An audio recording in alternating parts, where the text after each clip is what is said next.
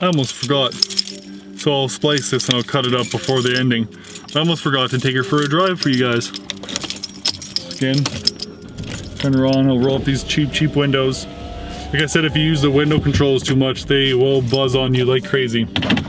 So, car, when you turn it on, give it about 30 seconds because the turbo needs to get oil through it. Like it's not independently fed, it's fed through the bottom of the engine and the oil pan.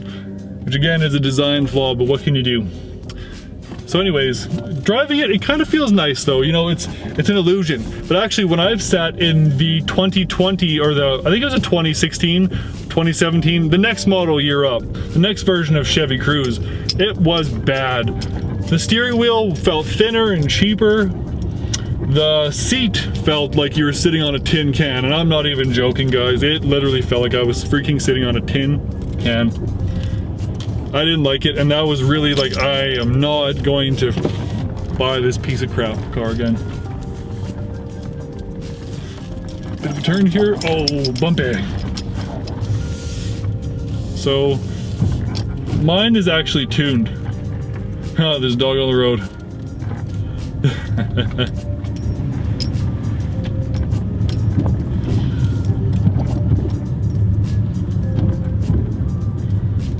Yep, just had to, a dog was wandering on the road, so of course I'm going to stop and wait for it. Yeah. Drive's kind of nice, give it a little bit of gas. I don't know if you can hear that, there's a little bit of a turbo blow off, which is kind of cool, but I don't know if you'd actually get that. Most people like won't be tuning their car like I am. Like I said, I actually tuned my car and it with a Dabble Sport tuner. It was 400 bucks though, but it was worth it. That's what gets me really great gas mileage in this car. That's one thing that I really like about it. The next car I'm getting up has about 20 more horsepower than this, and it's freaking fire. I'll do a review on it. But anyways, car feels good. The steering alignment has always been out of alignment. GM has never been able to fix that. I took it back 3-4 times and I just said, heck it. Like I said, I've had the steering wheel replaced. So again, we'll romp it. I don't know if you can hear the from the turbo, but yeah, it's pretty cool. It's very slow. If you're looking for something for speed, guys, gals, don't. But if you're looking for a nice, comfortable ride, for the most part, if you're looking for good gas mileage, if you're looking for something that's sort of reliable most of the time, or if it has warranty, I found though that my vehicle, my particular Cruze, from 5,000 kilometers has been going wrong. I was driving home from a long drive, about an 8-hour drive, and about 2 hours into it, the screen just went and blew. And it was very hot around it to touch. And I had to get them to replace everything, pretty much. I had to fight with GM like a savage. They wouldn't believe me, and like I said, I had to actually call the head office of General Motors Canada because the dealership was treating me like absolute garbage.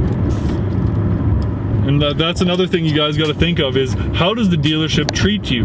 Would you want to give these particular individuals your hard-earned money?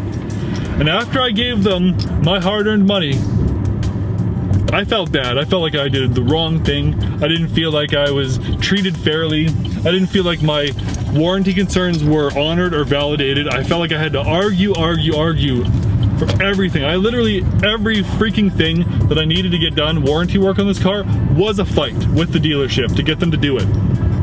Other dealerships, I'm not going to say it because it'll give it away, and I really don't want to give this surprise away. What I'm getting is absolute fire. I just want to thank Street Pete, holy crap, I'm going to cut that out. I just want to thank Street Speed 717. The freaking blues that he got on his Corvettes. Absolutely incredible. Stopping for somebody here. Oh, what a jerk. A bunch of jerks. That's this city though. This one girl, she wants to cross, so pedestrians get the right of way all the time. And these two people just didn't stop for her. Of course, I'm the nice guy, I'm going to stop for sure. Like I said, you gotta think of all these things. You really want your car to be in the shop. I was saying thank you to Street Speed 717 because the blues, the Corvette, the new Corvette has a sick blue, and they in-chain designs and street speed there. They copied it, and those freaking wraps are fire. So literally, I was like, I need this color, and I need it now. This might give it away, so I'm not going to say it any further or any longer. But I told them, I told the dealership. They asked me, well, what other color would you want? And I was like, I don't. If you don't find me this color, you do not get my money. So, but they're really not. The place that I went to was freaking great. Thanked me. The dude even said, after he didn't believe me about the rims being stock, and I told him, no, I painted the rims myself, plasti dipped them. He liked it. He's good stuff in my books. Shout out. Because, you know, that it makes me feel happy that I'm giving these people commission. It makes me feel like I'm giving my money to people who actually deserve it. And trust me, this place deserves it. It's not a powerhouse. It's not a monster by any means, but it's fine. Like I said, you got the power shifting, the manual mode in here, so you can shift her down, shift her back up again, stick her back into normal mode, and that's just a flick over and boom boom. I don't know if most people won't care about that. I like it because it's kind of like fake shifting, although I'd rather have an actual shift. Some people might like that little kitty thing. I don't know. They took it away in the next model year, which I thought was a bad idea, but whatever. But anyways, like I said, we're just gonna keep going back over this. The driving experience, you're gonna feel it slow. If you want to get your kids from point A to point B, back seat is small. If you're a small person, this car might be for you. But I wish it was two-door though. The back seats it would look way sexier two-door. Less doors, more sexy. But, you know, like I said, if you're trying to transport your kids around or anything, there's no room back there. And there are other options that are better and cheaper than this. And trust me, you'd want that because this will keep you in the shop. Or at least mine did. From 5,000 kilometers on, mine was in the shop, sucking, rotting, not a good time. Okay, end of play, this is the end of play, so we'll go ahead and give it a little juice.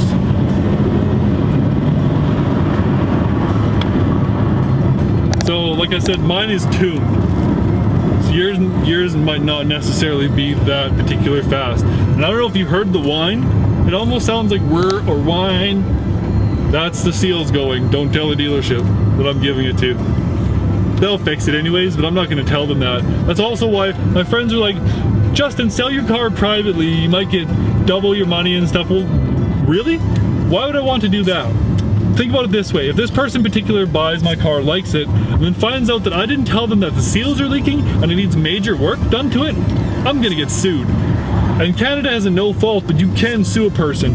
And they probably would if they just give me 10 or 15 grand. Not a good idea. So I'm just gonna give it back to the dealership or give it back to a dealership and they can just deal with it. They can just deal with it for sure. It's a lemon. I always tend to pick lemons. That's how all Chevys are though. All Chevys are just freaking lemons. The steering wheel feels new because I had it replaced. And I had a cover over top of it since. So I thought, every time I think I'm gonna do something, I thought I was gonna keep it forever. So yeah, I'll get the steering wheel replaced. Ooh, there's a nice Mustang. I'm not a Ford guy, but that Mustang was really nice. Because I think it was a Saline or a Super Snake. But anyways, yeah, nice ride quality. The bumps, they're there. The bigger the tire you get, I'm on 18s at the moment for the LTZ version. Like, remember, like I said, I got the LTZ wheels. The ride's rough. The ride is rough, trust me, it's a very stiff ride. With my 16-inch rims and tires in that combo, it's a very soft, smooth ride. So if you're not one, if you really like this car and you're not one who likes a really rough ride, then don't choose bigger rims. Bigger rims, I like them because, I don't know, they look cool. I like the bigger rim, it just looks nicer to me. The smaller rim, it looks cool, but they usually come just in steel. That's not real what you really want. If you're looking for bigger rims, or the bigger rims will always be nicer. There's no ifs, ands, or buts about that. So on a rating, oh, there's a Lexus RC. So on a rating of 1 to 10 for fun, I'd give this a 3. For your weekend enjoyment package, for being able to, having a big trunk, the seats folding down, I'd give it a 6. For performance and reliability, well, maybe we'll separate those. For performance, I'd give it a 3. And for reliability, I'd give it a 2. Oh, you just hear it go, rrr. And you know what? As the months get colder, the whine or the squeal or the whir gets worse, and you'll notice it when you start to turn on your vehicle from the left side of the car. You will hear like a whir, and you're like, what's going on? That's what I thought too. Oh dude, there's a 6 C1 Corvette C1. Oh my god, wow, that guy's lucky.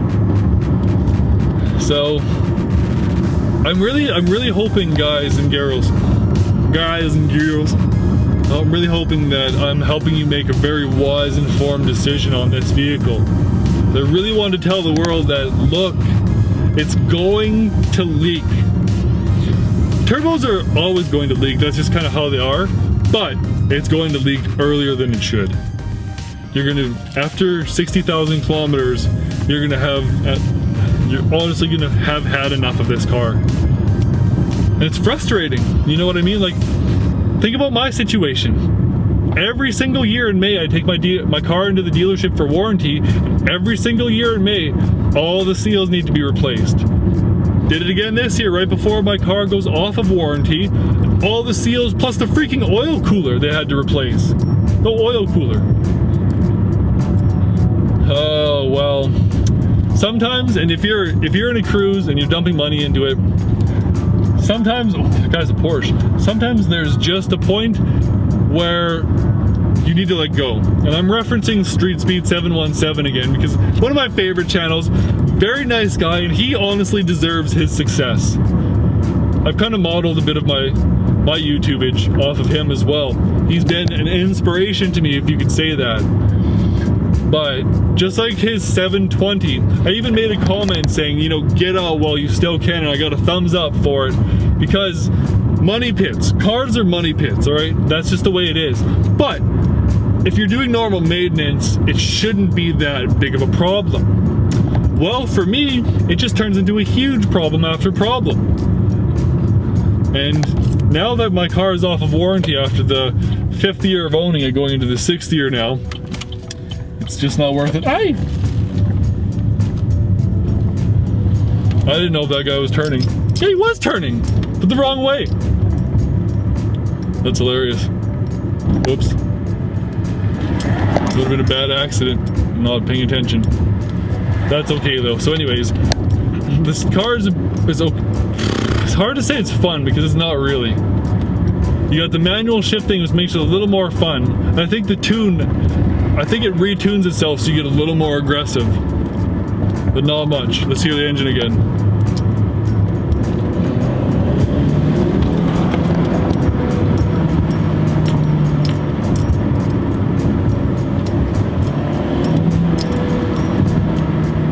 So it's got that sound, which sounds pretty cool.